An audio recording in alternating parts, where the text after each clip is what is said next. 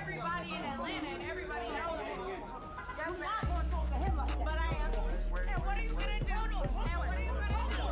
You're not going to talk to him. Don't play with me. Don't play with him. Go ahead, play with me with him.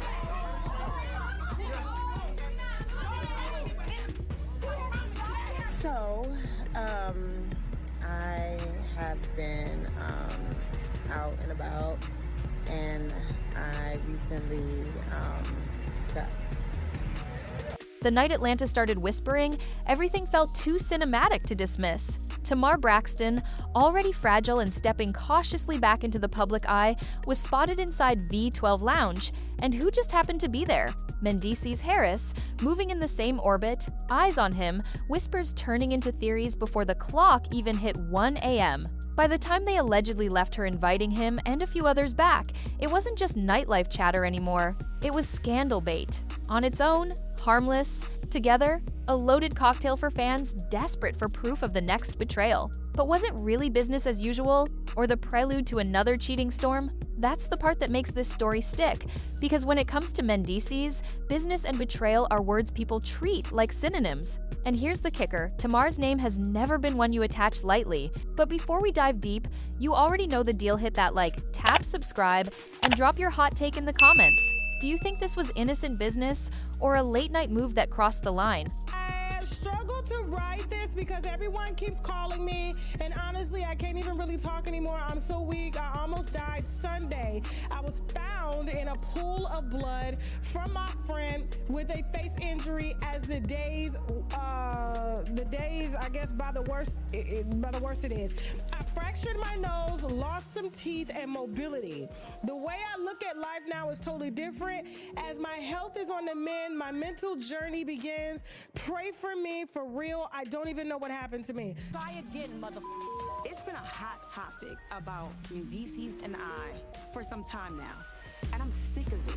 This is not a marriage for your clickbait. This is not a marriage that you can tear down simply because you thought you had me caught in a DM, or you thought him had him caught in a DM. So next time you think that you're gonna turn my household up and down, think again. Trust me, your comments are where the real drama continues. Rewind for context, because you can't decode this mess without history. Yandy and Mendeecees, the couple who started back in 2006, tied the knot in 2015 and survived trials that should have broken most pairs. They share kids, they've built businesses, and they've worn their power couple badge proudly. But behind the gloss, their marriage has been a public tug of war, complete with televised spats and confessions you can't unhear. Mendeecees himself admitted on camera that he thinks about divorce almost daily, that their marriage feels more like a deal than a romance. Yandy, for her part, confessed to an emotional connection with another man. Not physical, but still a betrayal in his eyes. See the pattern? A relationship that constantly feels like it's balancing on the edge of loyalty and exposure. That's why when Tamar suddenly pops into the storyline, it feels less like a coincidence and more like another crack spreading through the glass. But here's where it twists, because fans aren't just asking, did it happen? Beyond crushed. This was the closest thing I've ever had to a brother. It is back to back to back posts. What was that final argument about? Nothing. I'm telling you, a small disagreement we had was about Mendeecees. I just felt like, he was too involved with the things that were happening, and I just said I need to. Yandy ain't exciting him no more. Let me tell you something, Mendeecees is cheating on Yandy, loving Hip Hop Atlanta. Are you getting this? Are you following me? The AA show is reporting live and proud. They're asking, why does it always feel like it could? Let's jump back to that V12 night, because those details matter.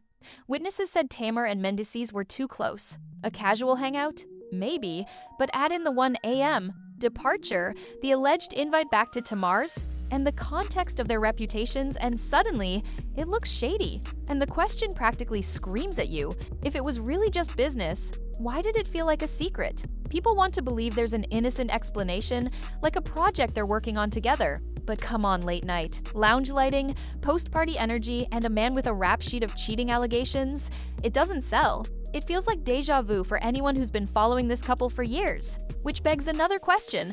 Are we witnessing Tamar's first step into Mendeecees' rumor mill, or just watching fans overcook optics that never should have been on the stove in the first place? That uncertainty is what hooks people. Basically on Yandy and Mendeecees, okay? And so I do know personally that Mendeecees was at a function last week, okay?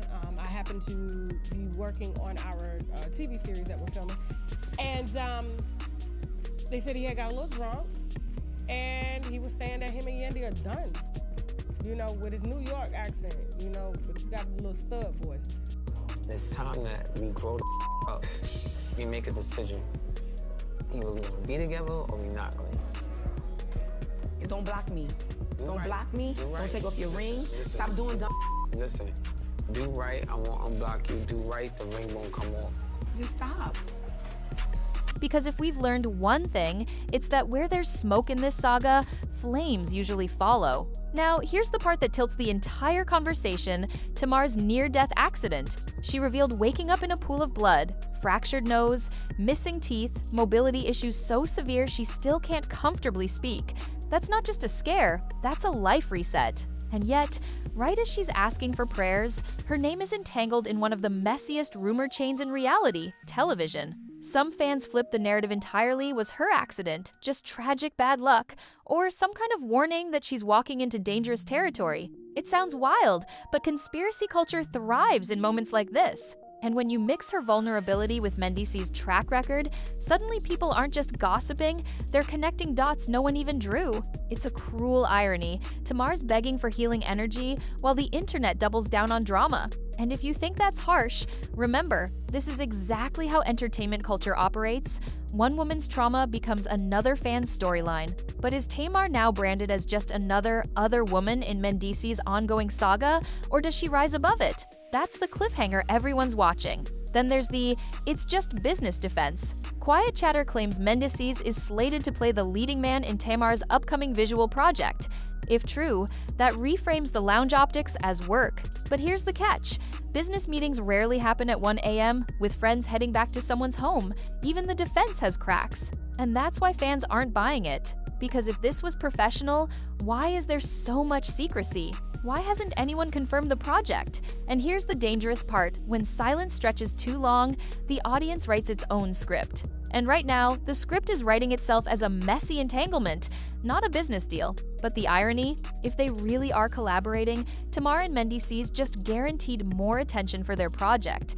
And in entertainment, scandal isn't always a curse, it can be the best PR you didn't have to pay for. But is Tamar strong enough to juggle recovery and scandal? That's the suspense pulling people back. Let's shift to Yandy's side. She's not new to this war zone. Allegations against her have surfaced too, with ex-friends like Bryant Jameson claiming she used London trips as cover to cheat, and fitness trainer Michael flat out confirming involvement. Suddenly, Yandy's not just the long-suffering wife, she's playing defense on her own reputation.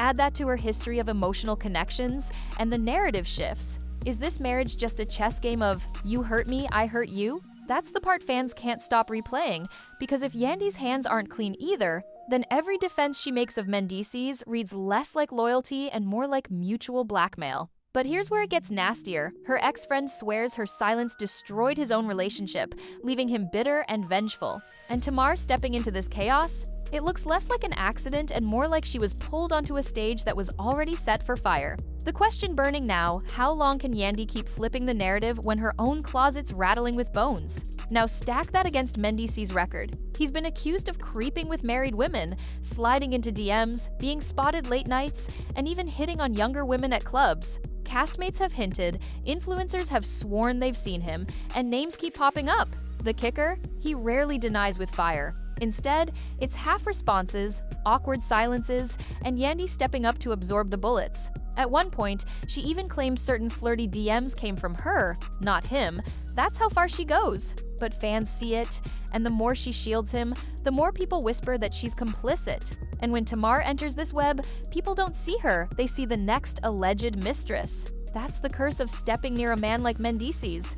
His history becomes your reputation. So, is Tamar in over her head, or did she know exactly what she was walking into, gambling that the scandal might double as spotlight? And let's not forget Yandy isn't afraid to fight dirty. Literally. She's confronted women face to face, stepped between accusations and her husband, and clocked people who dared speak sideways to him. That history matters, because insiders are saying she's ready to confront Tamar if she crossed the line.